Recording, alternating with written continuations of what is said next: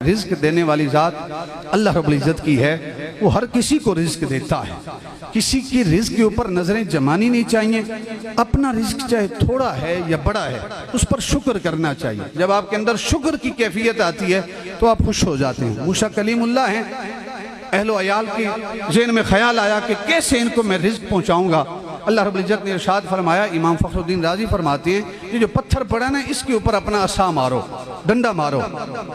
تو پتھر کے اوپر ڈنڈا مارا، اندر سے کیڑا نکلا، کیڑا۔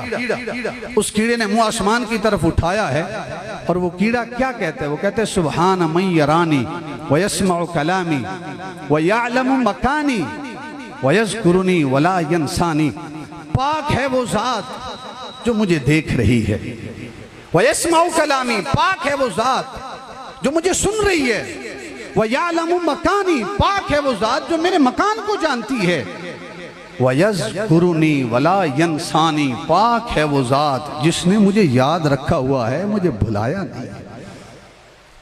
انسان جو بھی اس دنیا پہ آتا ہے، اس کا رزق اللہ رب العزت کے ذمہ ہے۔ ہمیں اپنا سینہ بڑا کرنا چاہیے۔ کسی کو اللہ نے رزق کی فراوانی دی ہے، اس کے لیے مزید دعائیں کریں۔ اور یہ مسلم شریف کی روایت ہے، کسی کو دیکھ کے جب آپ دعا کرتے ہیں اللہ اس کو مزید دے، اللہ اس کو بعد میں دیتا ہے، پہلے اللہ رب العزت آپ کو عطا کرتا ہے۔